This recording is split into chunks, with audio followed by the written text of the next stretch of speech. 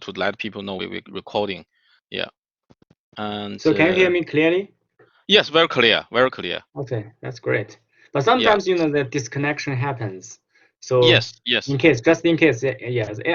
Actually nowadays also in China sometimes we have conference, there's a disconnection happens. So yes. So that's why I said, if disconnect, even myself, if I'm disconnect, maybe Bob, you can, just help Professor Wei to move the slides.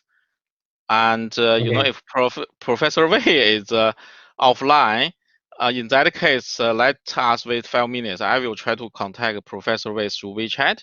So if after 5 minutes we cannot come back, and still you can play with the video, okay? And we try to make this because we don't know, the internet is out of our control. We don't know yes, what especially it's quality. cross-border, I'm in China, so that's yeah. maybe. yeah. That's true. Okay. Okay, so maybe we just wait a little bit, 2 minutes, and see. Okay, because at the time, I think I will probably switch to this slides, and then Ying, you can start. Or when you start, we still have this background because it's home. People could see this. Yeah. So all right. probably Okay. Yep. Relax a little bit. We'll just wait for a few minutes. Okay. Yeah. So William will give the slides. Yes. William will control the slides. Yeah. Okay. I will control the slides. I think that's probably more easier. So basically, you only have voice, and even when they start, even you can turn off the video, and we try to reduce this bandwidth, and I think voice should be sufficient. And after that, we can turn on the videos and to have free chat. Okay. Yeah. Okay. Yeah. So where are you, Ying? Oh, I'm in Sydney. Australia? I'm in Sydney. Sydney. Yeah. Oh, yeah. Great. Yeah. So it's about 1 p.m. for us, and then also we're working from home. So we have been working from home since March, and then all the teaching and research and everything is online right now. So what's the temperature there? It's winter. Today is a little bit cold, probably. Yeah, it's 11 degrees today. So today is a bit cold. Oh, 11 degrees. Oh. Yeah. Also, how about in Beijing? New Zealand. New Zealand is also in winter, right? I think we are going to winter, although we have very blue sky and the sun shines, but I did feel cold, especially in the evening. It's quite, big temperature difference. So how about Beijing? I see it's like big rain, right? In couple days ago. It's there's a thunder and but now today is very clear, and it's almost summer. Almost summer. Okay. Oh, that's good. Yeah. Great. Okay, I see more people coming, and maybe we just wait another 1 minute, and then it's time. Ying, you lead us. Okay.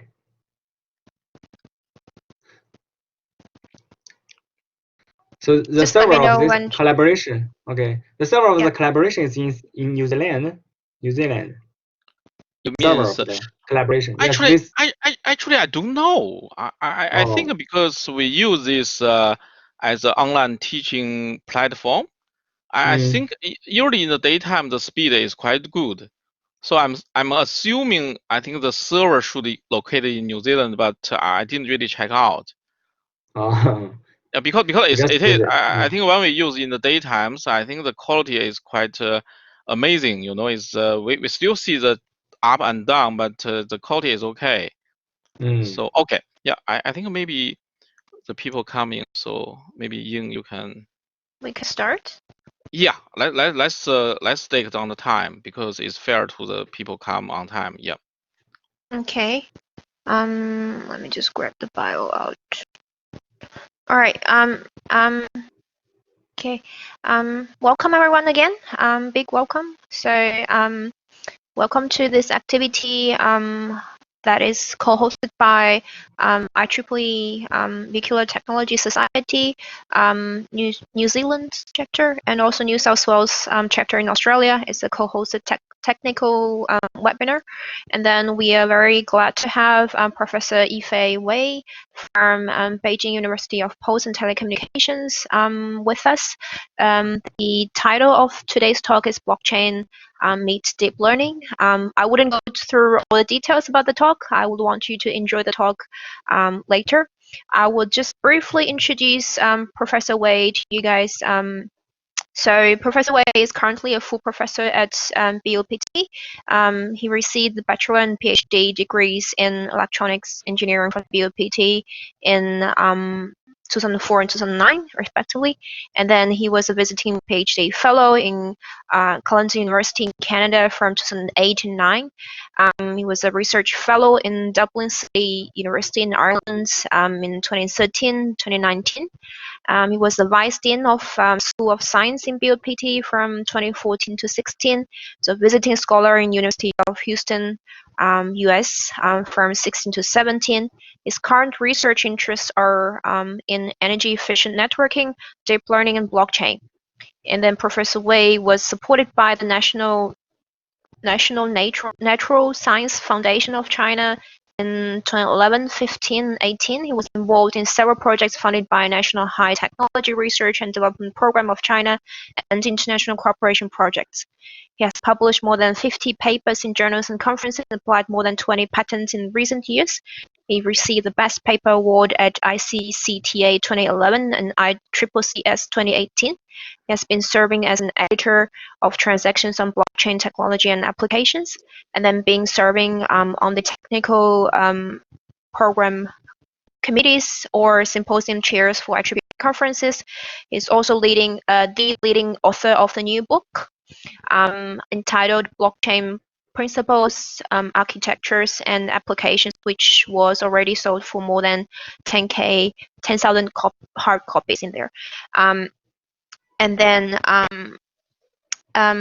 as this is a joint technical activity by ICCC's New Zealand and New South Wales chapter, I would also introduce us to you, as in the mission of our local chapter is to connect to local members and also connect to international friends and members in here to increase the technical activities and then to broaden the connections between us and all of you. So if you're already an IEEE member, I would encourage you to join BTS subscription. It's a very good society, and then the subscription fee is quite low compared to other society, I would say. I think for full members, you pay $9 per year, and then for student, it's only $4.5 per year. So welcome to join us, and then you get a lot of benefits of being a member and eligible for a lot of society awards. And then now I would pass it to our co-host in New Zealand, Dr. William, and then he would briefly give a little bit of housekeeping rules in here. Okay, thanks, Ying. It's good afternoon, everyone. My name is William Liu, and I'm the chair of this VTS New Zealand North chapters, and it's our pleasure to welcome you all. Especially Professor Wei from BUPT in China can offer us these wonderful talks. But before I start, I'd like to give a little bit of housework related things. For the audience, and I hope you don't mind, actually, I make you guys, cannot speak, cannot share videos.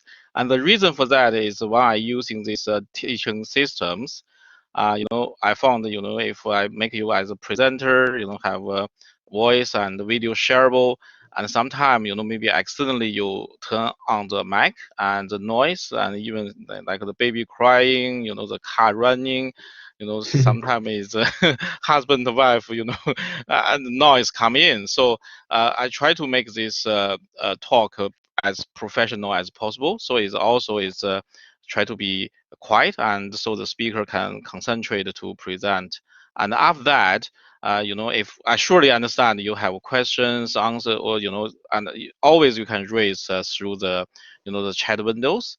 I hope you don't mind. It's we like to keep the course going, but also we want to build a quiet environment to everyone.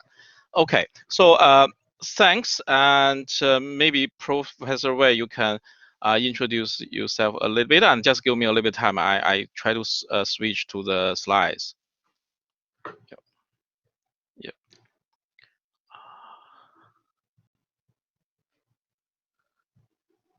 Okay, thank you Ying for your introduction, and thank you William for your invitation. So I'm Yifei Wei, yes, from BUPT. So the size looks very small. Yeah, it's I think it's a window is looks a little bit squeezed, but it's still fine. So can you see that? Is it still fine? Okay, I can see that, but it becomes very. Maybe you can small. turn next page. Let me have a look. Yeah. Okay, it's normal. Okay. Yeah, We'll turn back. I think Okay. sometimes you still see the delays. Yeah. Okay. Okay. Thank you, Yep. Ying and William. Thank you very much. So maybe I'll get start. Yep, please. Okay, so I will turn off my video because of the I'm afraid of the network. Okay. Can you hear me clearly? Yes, no problem. Yep. You can hear me. Okay, great. Okay. Good afternoon, everyone. I'm Yifei Wei, as I told, from BUPT, and I'm in Beijing now. So my topic is blockchain meet deep learning. Okay, go next slide. Okay, so this is the outline. I will talk about the blockchain technology features and development of blockchain and the successful applications, and then the combination. So firstly, so let's talk about why blockchain is a so hard topic. Everywhere we talk about blockchain, what can this technology do? So almost nowadays, almost all business activities are based on trust. So without trust, there's no business. And we know that entrepreneurs must obtain the trust of investors to obtain funds. Workers must obtain the trust of employees to find a job. And the tenants, you must obtain the trust of the landlord, then you can rent a house. So trust brings, capital, technology, labor together to conduct the business activities and create wealth.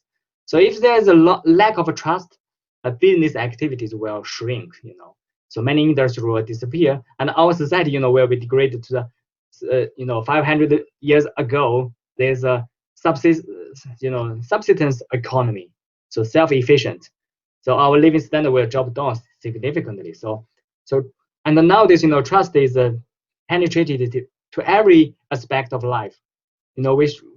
We willing to receive paper money, just the paper, but it's called money note, because we trust the government. And if you have more money, you usually choose to deposit in a bank rather than you lend someone who is willing to pay you more interest, but you don't know each other. So because we trust the bank, and we buy things and pay online because we trust Alipay or PayPal. In China, we use Alipay. So, and also, we send things to logistic companies because we trust the company, and always will also follow doctors' advice or the professors' advice because we trust them, trust their professional. And sometimes we select products based on their brand because we trust the famous brand. We don't, to consider less.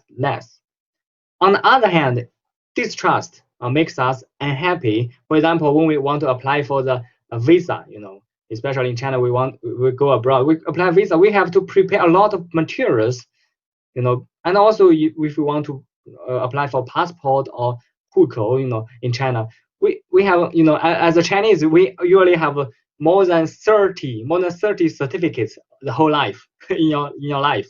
So because every certificate is, because there's no trust, you have prepare a lot of materials and make us unhappy. So there is I think there's no automation here because it's PDF, right? PDF version, William. Because I think they need automations in a PPT. Also, I will talk about it. So there is a big difference between trust and distrust. For example, when you have money to invest, it needs complex agreements and legal support. But if it is your friend, you trust him, there's no need for anything. So for traditional ways to we build trust, including, we have 3 ways to build trust. First, we have sometimes we have intermediaries like a lending agency or bank. It is intermediaries. Sometimes we trust on the authorities, such as you do some notarization, and sometimes we have the services, that is we build trust. For example, security software. If you are not trust on this software, if before you install it, you must use software to check it. So these 3 ways are traditional ways, are centralized ways.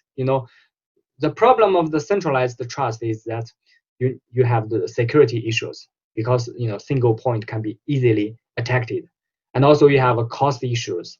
You have to pay for the intermediaries or the intermediary services. You have to pay.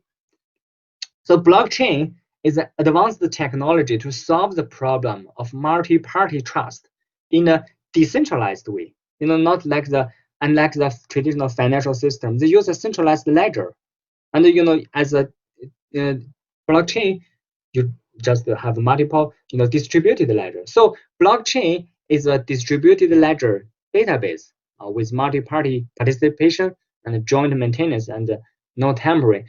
So what's the difference between the blockchain and the traditional? Nowadays all the data is saved in a distributed way. It's used distributed database. So what's the difference? The first difference is that the blockchain, they have no organization, no individuals. They are no organization is fully responsible for the operation and maintenance. So no one has ownership. Not like nowadays, Google, maybe they save the data, they store the data in around the world, but they have a super user. They can control everything. They can give you what they want to show. So the next difference is the feature of the blockchain is the data structure is different. It uses chained block and chain data structure. It is a growing list, growing list made up of blocks connected in an encrypted manner. And also, another feature is that the blockchain ledger only have the functions of adding and querying. That's different between the database. Any database, they have 4 functions. You can adding, you can query, you can modify, you can deleting, right? But blockchain only 2 functions. So any node can't modify the data. You can only read, you can only add the block, add the data. Another feature is that once the blockchain code is released, no one can change it. Even if you are the inventor of the blockchain, you cannot change it. It must be run according to the established procedure. So in this way, forcing every participant to execute a certain business logic according to the established rules. So as a blockchain, developer, they always say, in code we trust. Just like the dollars, in God we trust. In code we trust. No one can, even the inventor, he can't modify it. And the last feature is that any participating node has complete transaction records. So in this way, you can trace back to any transactions or any history, any log, log information. I mean, all the history informations can be is stored, is recorded at the blockchain. So that the blockchain ledger has a attribute of trust. Okay, next slide. So I would talk about why, especially some countries they give high high expectation on the blockchain. Why blockchain is so important? I think the first important value is that for blockchain, they can build the credit system for the society, make the society more trustable, especially in some developing countries. They need the trust system, the credit system. So because as I told that, because in code we trust, in machine we trust, not like the nowadays. Nowadays we trust in the centralized authorities, centralized institutional authoritative trust. So with blockchain, the trust can be decentralized based on machine, based on code. So as a as a society you want to develop, you, as I told, that nowadays the modern economy is based on the trust. So if we have a credit system, our business, our society will develop very smoothly. So first value is credit system. It's good. Is a good way to build a credit system. Another value is that improves. It's kind of philosophy point of view. Improve the productive relationship. Nowadays data has been one of the factors of production. So everyone knows that who owns the data, who has more power, right? Like Google, Facebook, Amazon, they give you the information what they want to show because they have the data. They are the you know they have more power. They have more rights to say. So in future, if blockchain dominates the internet, any participating node has complete data. So no one will, no one can monopolize, monopolize the data.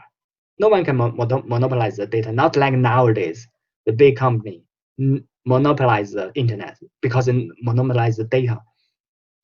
So with its sophisticated design concepts and the incentive mechanism, blockchain can promote the reconstruction of the rule system in economy and social related fields and change the collaborative relationship and benefit distributed benefit distribution mechanism between people and organizations.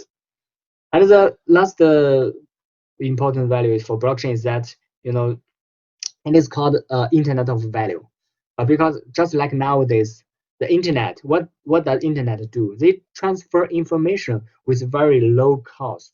So blockchain can do what? Blockchain can transfer value at a very low cost. From maybe you have $10 in America, you can transfer this money to some people live in South Africa. Immediately transfer the value at a low cost. So that's three values. Okay, then I will talk about, but nowadays, blockchain is a very hot topic, but I think we have to have an objective view, not too, sometimes some people is too optimized, some people is too, but we must be objective. So the first question is blockchain a disruptive new technology? I don't think so. It is, it is just a combination. The creation is that they combine existing technologies. So all the key technologies in the blockchain is already proposed in 1990s or even earlier. So there's no, absolutely new technology, just a combination of some existing technologies, P2P, cryptography, and the consensus mechanism, smart contracts. All this technology proposed in 1990s. So it's the creation is combination invention. It's a very clever idea. So the next question is blockchain. If somebody talks about blockchain is completely distributed. Actually, not nowadays. In early days, although in early days of Bitcoin, we know that the network computation power has relatively even distributed, and the bookkeeper were basically randomly selected. But currently, the computing power is increasingly concentrated in several mining pools, mining companies. So it's kind of multiple points, not totally distributed. As an ordinary people, if you have a computer or if you have a server, you want to mining, but you have no chance. And also for the technology itself nowadays, because they have a more other consensus mechanism, because the traditional totally random selected miner is very low efficient, because everyone want to be participate in the right to keep count. So if everybody involves, the efficiency will be low. So the contradiction between fairness and efficiency, due to this problem, nowadays other consensus mechanisms are proposed. Even the blockchain is actually, if you want to make it more applicable, consortium blockchain or private blockchain are often used to make it more practical in commercial applications. So nowadays, it's not totally distributed. Only maybe multiple nodes. They have the right to keep to act as a bookkeeper. And next question: the blockchain must be reliable, safe. It depends. I mean that blockchain can ensure the reliability of data storage, but before you put the data into the blockchain, there's something human will involved. So we must use other technologies such as Internet of Things can be used to ensure the authority of data collection. So maybe some problem happens before the data collection. So blockchain is reliable only on the data in blockchain. The data already at blockchain, it must be reliable. But before that, something happens. So you have to make sure that data collection is reliable, is safe. Another question is that digital currency stolen problem happens occasionally. According to incomplete statistics, the value of the stolen digital currency actually reached 1.2 billion US dollars. So, but this happens not because blockchain is not safe. It happens because the exchange company, it's a centralized way. Exchange company, yes, it is centralized way. It owns the private key of each users. So it maybe happened because some employee in the company they theft or hacking, attack this centralized point, or maybe they just lost the private keys. So it's not because of blockchain technology. So you have to have objective view on different things. Last question is: blockchain is your omnipotent? Because the blockchain is so hot topic, so everyone thinks that blockchain can do everything. That's not true. Blockchain are only in the early stage of the first technology wave. As machine learning is already the third big wave. Past more than 60 years. So blockchain is only in the very early stage, and it's just the first big wave. It's still very early. If you want to do data analysis or intelligent decision making, you need to use big data or artificial intelligence AI technologies. So blockchain is not omnipotent. Okay, the next slide.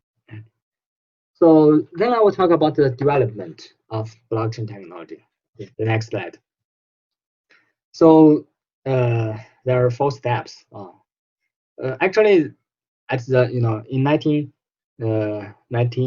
2009, we don't have blockchain technology. We just have Bitcoin. We just have Litecoin. We just have Dash. It's all digital currencies. Because nowadays we call it blockchain 1.0. It's the only application of digital currency represented by Bitcoin or other coins.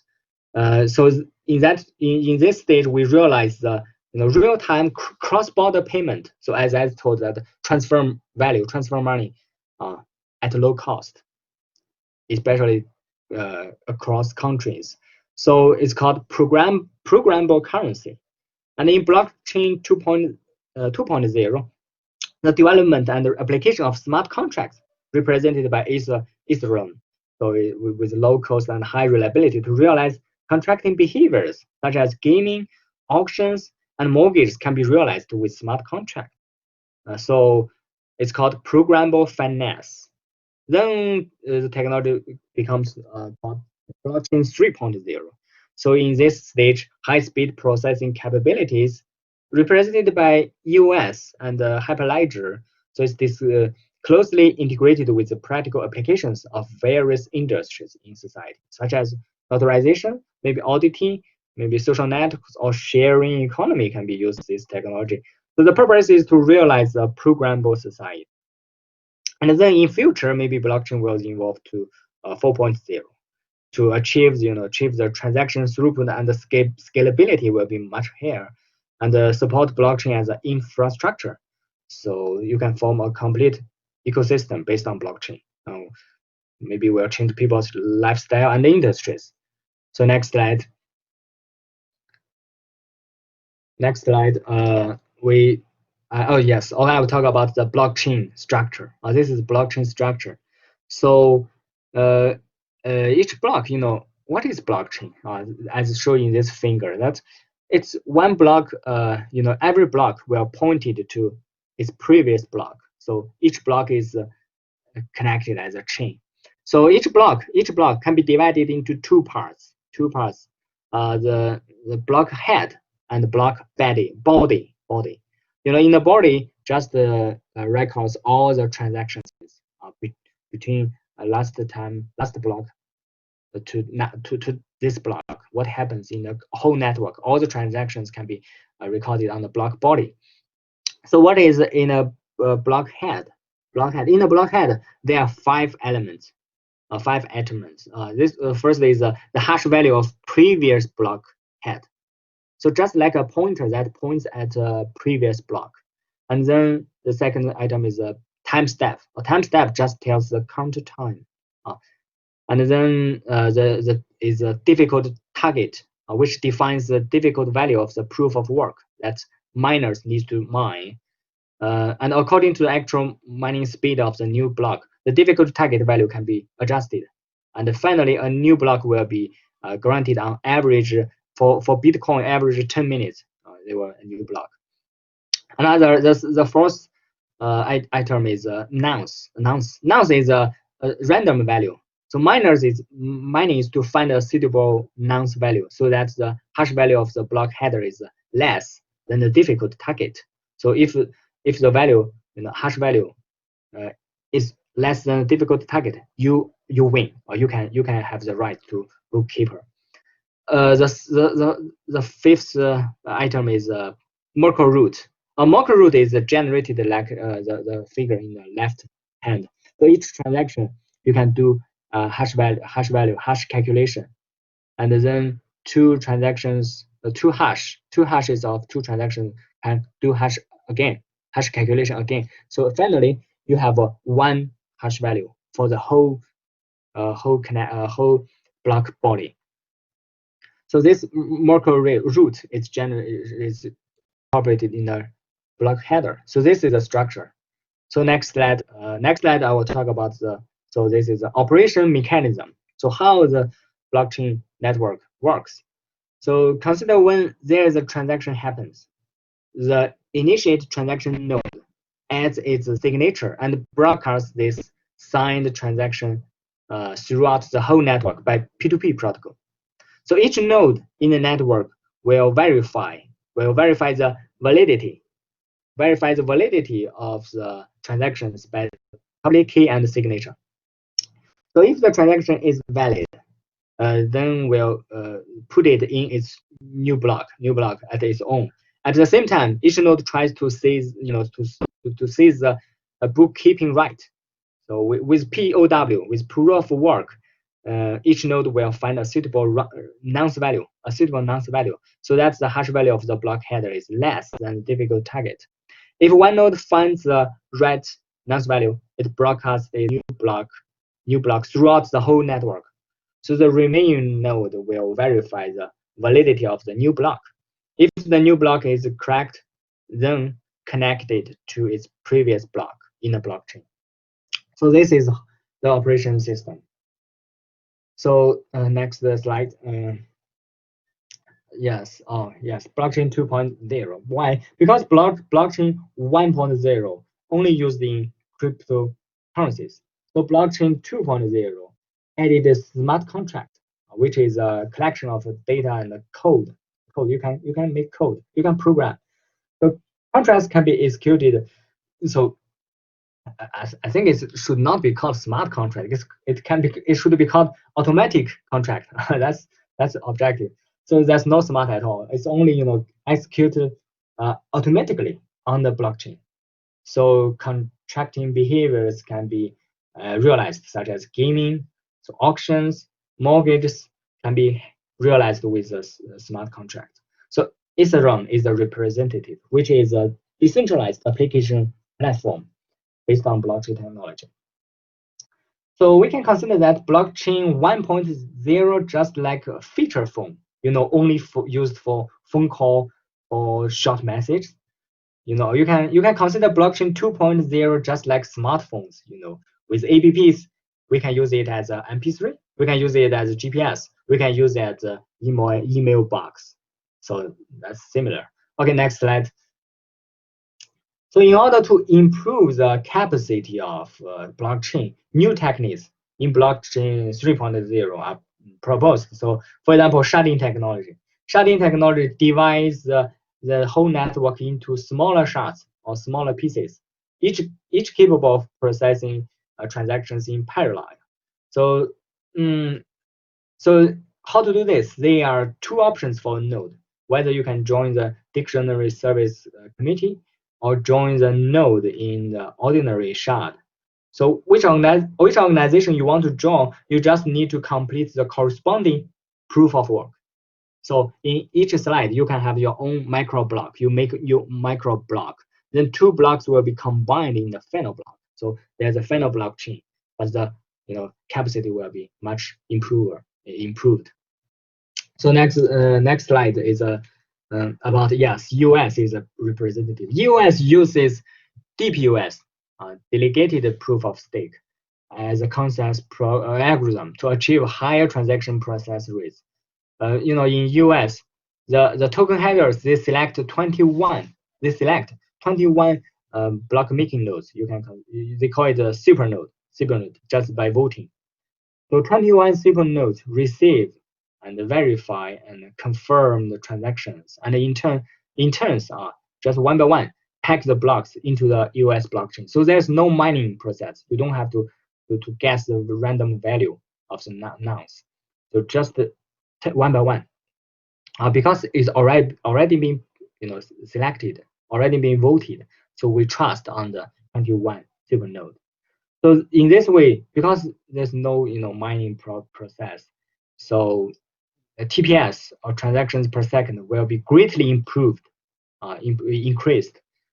Because in US, each blockchain interval is just 0.5 seconds, just half second. There's a new block, and each node generates 6 blocks in one by one. So that's the one super node generates 6 blocks, then gives the rise to the next node. So one by one. So that's US said they created a developer-friendly blockchain underlying platform, just like operating systems for blockchain. So next slide is another representative for blockchain 3.0. It's a Hyperledger. Hyperledger is another representative, which is a consortium blockchain technology. So unlike the public chain, the consortium chain is owned by multiple members within the alliance, and it is easy to reach consensus. So the number of nodes in the consortium chain is limited, and the configuration can be upgraded. So the data in the consortium chain only allows users in the alliance to access. So you have the authority to access the chain. So because it's easy to reach consensus, the transaction speed is also naturally much faster. Okay, the next slide. Then I will talk about the successful application of blockchain, including so next slide. Yes. So game is the first very successful application for blockchain. Maybe you heard about the crypto kittens. It's very expensive, almost 1 million Chinese yuan. So very expensive. So many people play this game because it's unique, because it can be transactions, no one can change. All the features of blockchain is told by this game company. Okay, next slide. And also, the very important application is that in the digital currency. In April, in just 1 month ago, two things happened. The first thing is that China, they implemented the digital currency by the central government. So part of the salaries in the city Suzhou will be paid in form of digital currency. Why the government want to use digital currency? Because now for the existing currencies, the paper the currencies, they have problems. The first problem is that the cost is very high. In production, and transportation, storage, especially anti-counterfeiting. They have many people doing on this, many resources doing on this. So the cost is very huge. But for digital currency, this will be very low. And the second problem is that difficult to track. Difficult to deal with the smuggling or corruption, money laundering, or financial crime. But for the digital currency, it's very easy. And also the third problem is that sometimes the central bank, monetary policy, they want to control, but they can only control the total amount. You cannot adjust the currency circulations in so it's very easy to with the digital currency. It's very easy to control and to do what you want to do. It's very easy. And also Ripple is another application.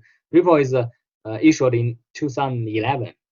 It's they intend to replace the SWIFT system, because nowadays if you transfer money across countries, it takes 3 or 5 days and also cost more than $20. So efficiency is low and cost. So Ripple, because use digital currency, so the transactions will be very quickly. Average 3 seconds, you can transfer money from one country to another country, and there's no payment fees. In 2017, there are 47 banks. They test the Ripple trial. Okay, the next slide. Yes, IPFS is very, I think it's a very important and very good application of blockchain. So now in IPFS, just like the information-centric network. So there's no IP address. You can just if you want the information, just input the hash value of this content. For example, if you want a video, you just input the hash value of this video. You can get this video. But the video is actually stored. No one knows where it's stored, because they use the whole file. They are divided into pieces. So each piece may be on this node, maybe that piece on that address. So the address is unknown, but you just know the hash value of this file. So you don't know the storage of the file. And also with no file. So files, because the hash value is you cannot change it. So if you modify the original file, the hash value will change. So in this way, they can know whether the content is changed or not. And also this use DAG to DAG mode to save the content of the files. They use and also it has incentive mechanisms. If you share more disk space for the network, you will get more Filecoin. And also if you share the network, you have Filecoins. If you want to download, you need to pay the Filecoins. So this is IPFS is very good storage way for the blockchain, because in blockchain is the storage is very high cost. But in IPFS, you can save your pictures, your videos in IPFS. That's it will be easier for storage. So next slide. It's also applications, I guess. Yes, it's application of the logistics platform. It's for example the ShipChain. ShipChain is a company that they use blockchain to trace the so it can apply the specific or the very entire supply chain between all carriers, and also they can full visibility, and so you can make the trust multi-party trust in this blockchain.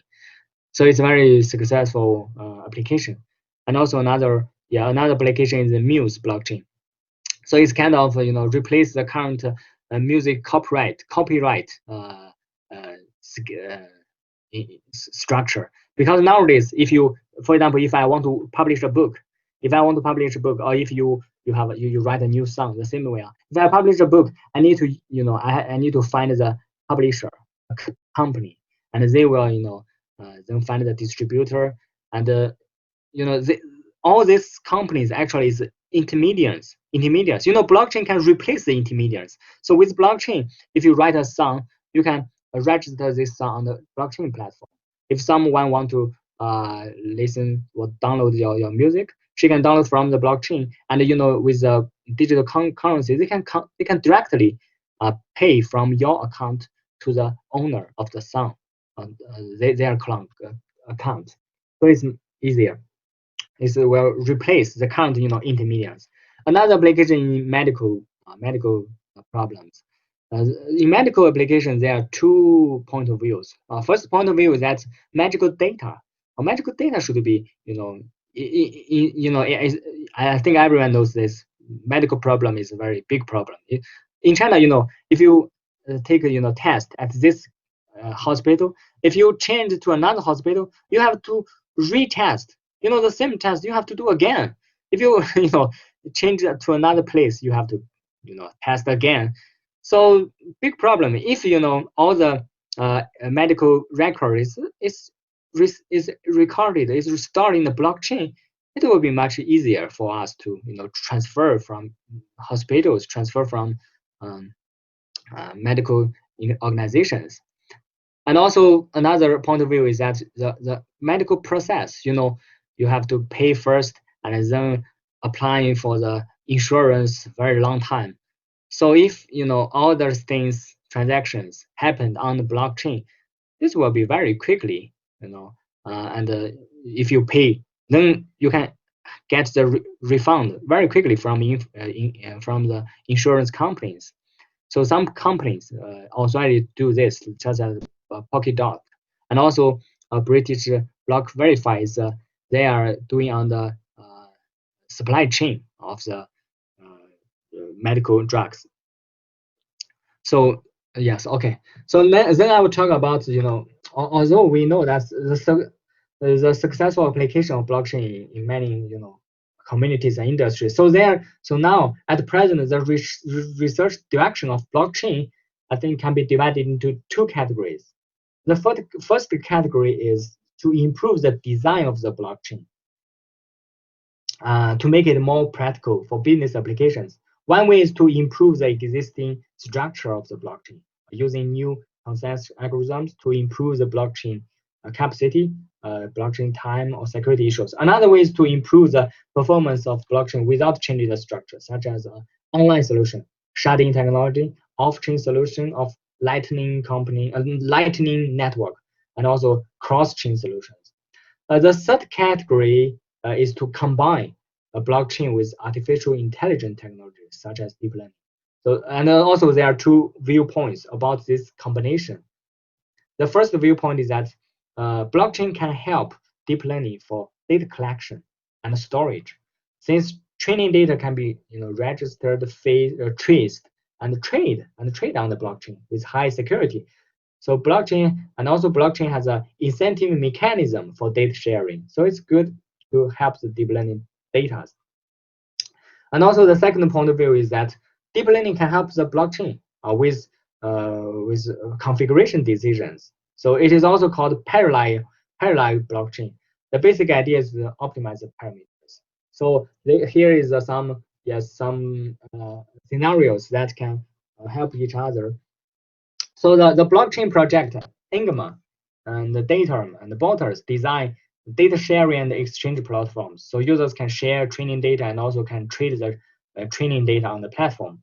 The open-minded intends to design a model sharing and evaluation platform. So consider one engineer, you design a deep learning model, but there's no training enough computing power to run. The engineer can put the model on the chain and make it public. So users with relevant data can train the model and get the corresponding benefits. So also some projects design labeling and data outsourcing platform that provides some labeled training data. For deep learning help blockchain, you can help to do the trend predict. You can make a trend prediction and data visualization. For example, predict and visualize the peak of the data and the trends of the network. And also you can do the fraud detection. For example, detect suspicious transactions on scams. And also you can help to make the parameters and the configuration optimized to, for example, improve the consensus algorithm on incentive mechanism. So nowadays, more and more applications use deep learning technologies. So the next slide is okay. So now, more and more applications use deep learning technologies. For example, natural language processing, image processing, The next slide with the pictures, yes. The facial recognition, and yes, okay, this slide. And the finger wise hops between the two slides. The slides with the pictures, yes, with the pictures of different applications. So there are more and more deep learning tasks urgently use computation resources. So so this is, yes, okay, this slide. So on the one way, more and more deep learning tasks urgently need computation resources. On the other hand, is the POW. POW means it's meaningless calculation. Actually, it's meaningless calculation just to guess the random value. So in blockchain, they consume more and more GPUs and computing power. So the power consumption for Bitcoin and Ethereum mining has exceeded the total power consumption in some small countries. So at the same time, more and more servers and user devices are equipped with GPUs, but most of their GPUs are idle. So in some statistics, they say that servers in commercial and enterprise data center rarely exceed 10% utilization. And up to 30% of servers are in a sleeping state. So therefore, yes, therefore our idea is to replace the proof of work consensus mechanism of blocks with deep learning training task. So and motivate the computation resource sharing. So if you have GPUs, you can share it. There are three roles in this system. The sponsor of the task. So the sponsor of the task needs to provide the default model and relevant information of the task and the data set and the interface. Users in the three rows pass data through the interface. And another role is a computational contributor. They obtain the default model and some data set from the sponsor of the task. Together with its locally stored data, the computational contributors train the default model. And also the third role is a verification contributor. They obtain the test data set from the sponsor of the task and verifies the accuracy of the trained model received from computational contributors. So it verifies the result. And this is a procedure for our design. The first procedure is the broadcaster. They publish deep learning task in a smart contract and submits a certain amount of tokens. And then the smart contract stores the task in IPFS, and the node access IPFS to obtain the information. And then the smart contract creates a work request on the blockchain and logs the tokens submitted by the broadcasters to pay for the work service. And then users in the blockchain network send status such as token holdings or reputation points or computation power to the smart contract. So then the smart contract will select the participants that can be executed according to the received task workload and send a signature containing the verification input data to the participants. Then the participants send receipts for the work and download and execute the training task they get from IPFS. And then the participants write results and proofs on the chain and then return them to the smart contract. Then the smart contract verifies the correctness of the work results. If the verification is correct, the custody fee will be released as a labor service. If it is not correct, the credit score of the participant will be reduced. After the work is completed, return to the broadcaster. And then there is a application implementation architecture. The next the implementation architecture. I think the 32.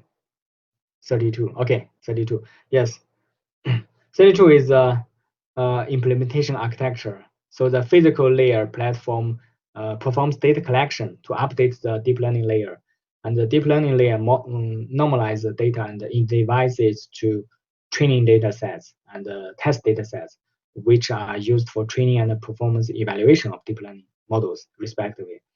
And the network layer contains the blockchain network transportation protocol and IPFS, peer-to-peer, so P2P protocol.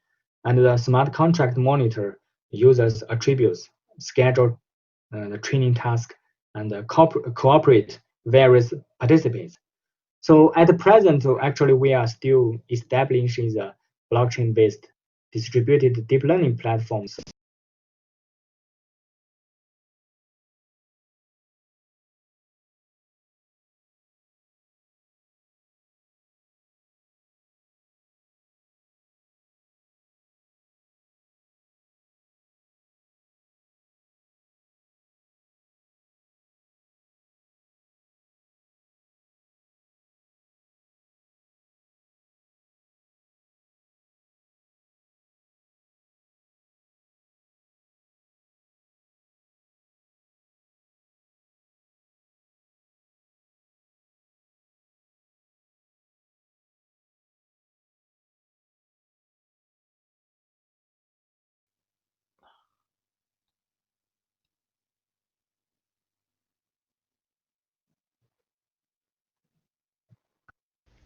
Okay, can you hear me?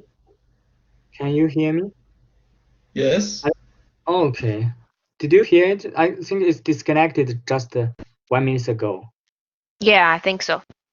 Okay. And I think everyone hear it, right? Yes, because we are still working on this, establishing this platform. So our work is still going on. Here is the last point. Yes, last paper. Okay. I think we can connect it. Okay.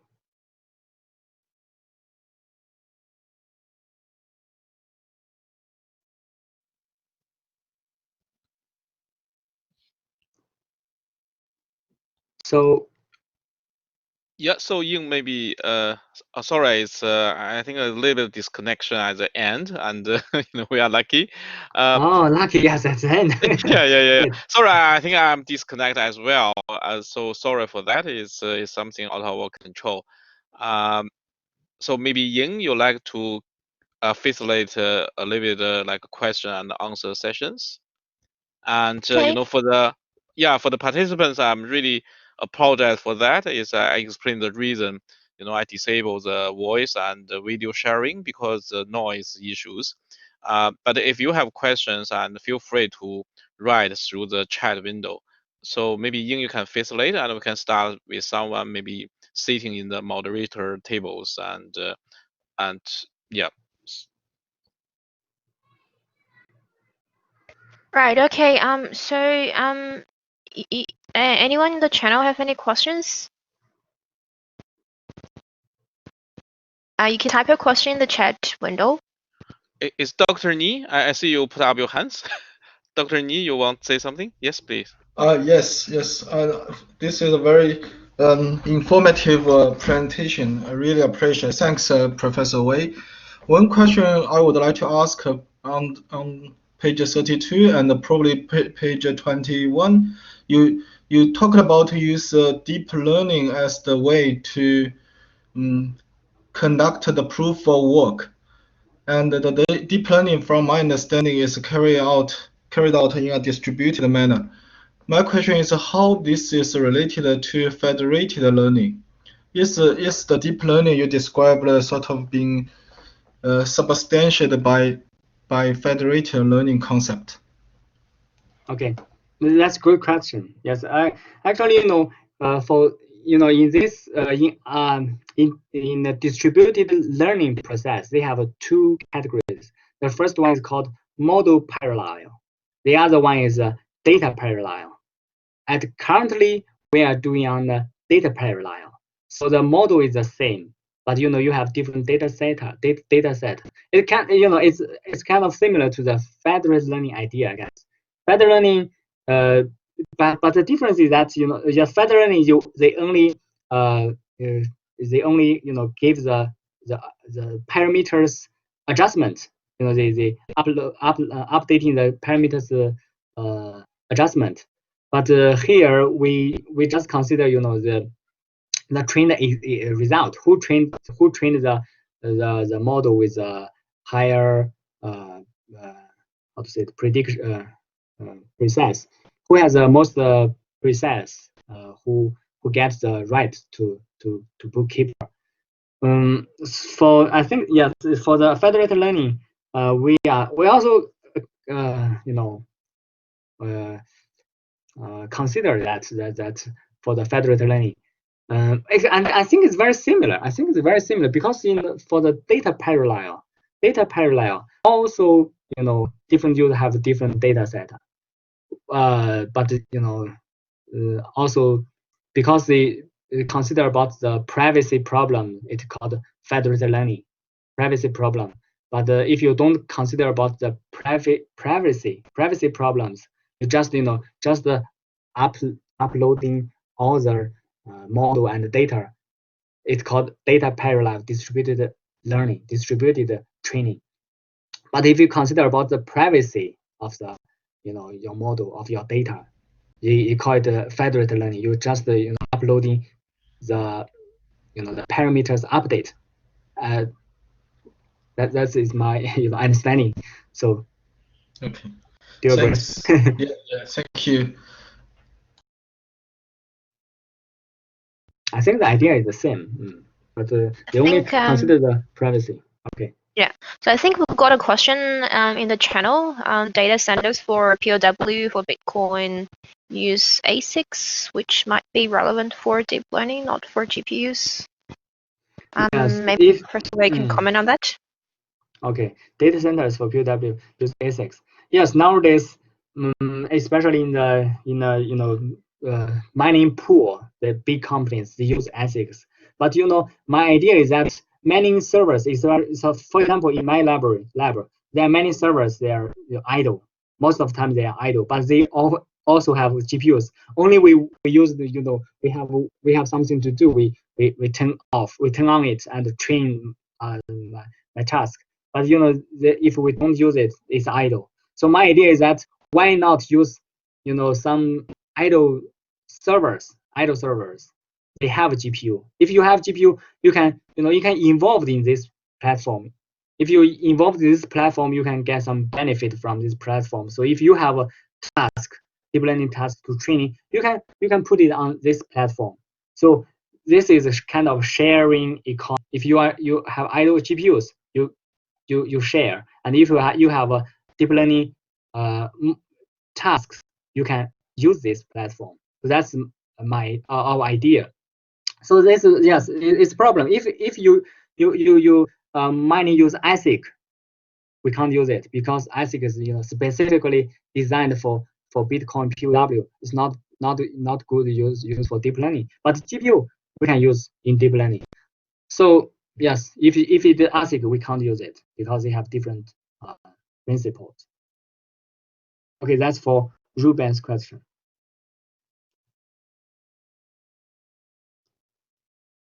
And we have another question in the channel, actually from my colleague, Xuan. He's also an expert in blockchain. And then we've been working together on a blockchain platform in UTS as well and various of research projects. So his question is, can a deep learning training or testing be a part of the consensus protocol? Yes, that's actually I have this idea in 2017. I have this idea because because of the GPU problem. There's deep learning use GPU, and we know that blockchain use GPU. So in 2007, I have this idea that why not use deep learning training as proof of consensus protocols. Yes, that's the idea. That's why we do this. This platform. We want to do that. Yes, I agree with Xu Wang. Okay. Do you have any other further questions in the channel? Yep, probably the last questions. I think it's nearly 1 hour, so the last question. Okay, we can take a last question if there's any in the channel.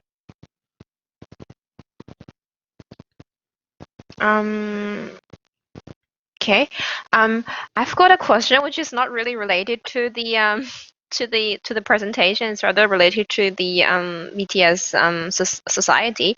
Can I please ask the audience to raise your hand if you are a VTS member? You can just click the raise hand button.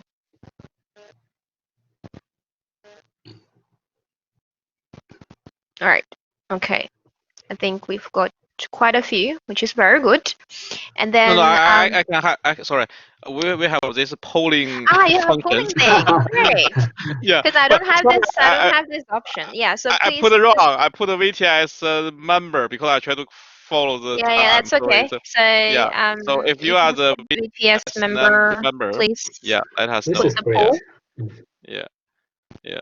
All right. Okay. Okay. Very Oh, good. I just take the advantage. I just sorry, Ying. I just the last question. So, Professor Wei, I just wondering Okay. about the book. So, do you plan actually, to translate as English? Because I have a scan on your book. I think it's great, especially for the from teaching and learning point of view. So, but if you in Chinese, is maybe a little hard for us. We are overseas, so it's challenging to use it. But if you can, even just try a little bit, maybe some chapters, you translate to English, and even if you have some handy, like a package, we can play with. And I'm really keen actually to use your textbook and also the package to try in my class. So basically, I have two class. One is a network and system administration, is where this Okay. venue is hosting, and another is information security technology. I believe my students will be really love to use it. But please, can you actually expand the book to the maybe? Yeah, I know it's a lot of work, but if you can even just chapter, just like English, I think we will appreciate it because it's quite a systematic book. Yeah.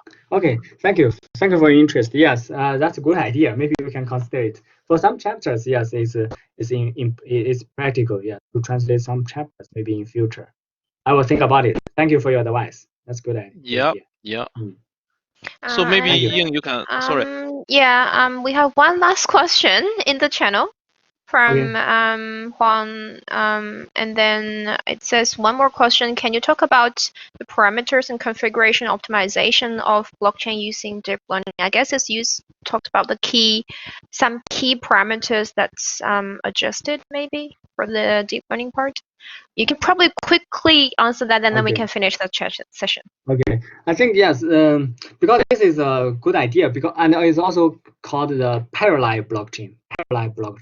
Because for the blockchain, if you release it, you cannot change it. For blockchain, any blockchain platform, especially public blockchains, if you designed it, you publish it, you release it, no one can change it. So for the there's an idea there is a idea that maybe before you release it, you can test it, but for testing you can use deep learning to train it whether how big one block is great. For Bitcoin it's 1 megabyte, but nowadays we think 1 megabyte is very small. So maybe use deep learning with trial or training process, maybe for 1 month or several days.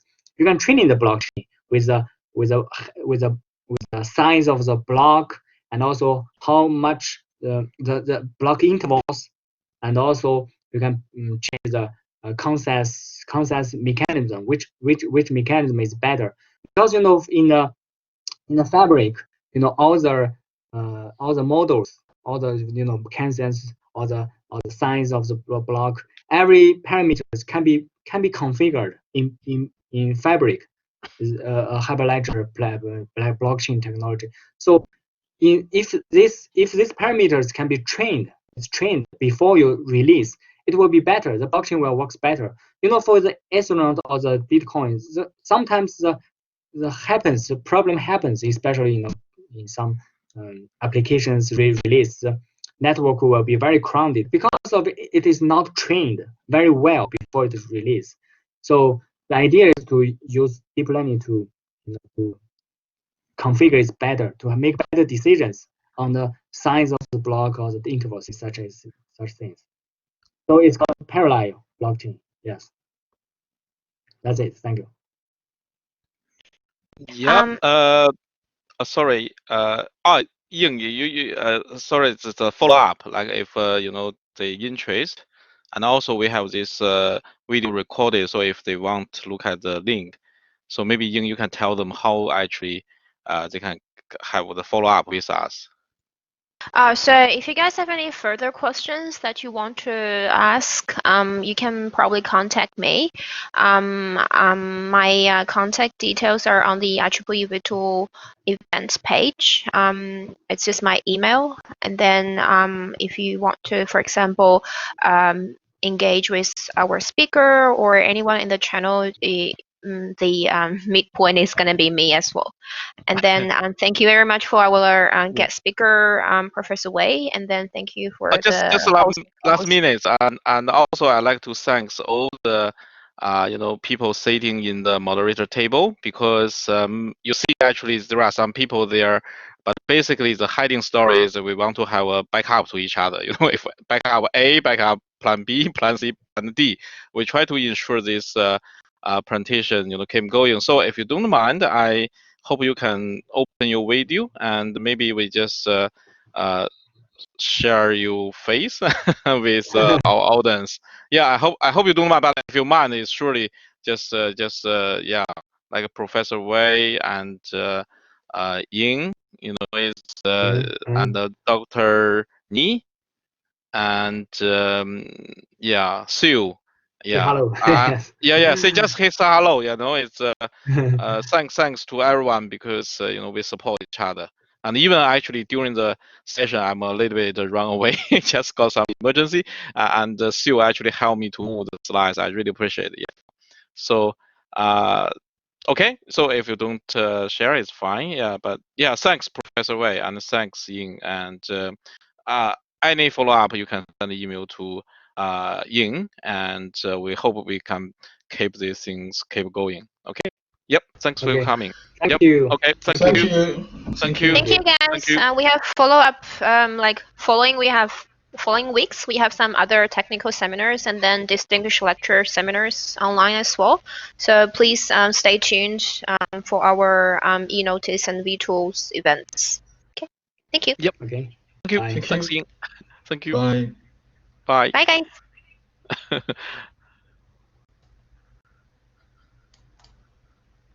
Okay. Thanks, Salman. Yeah.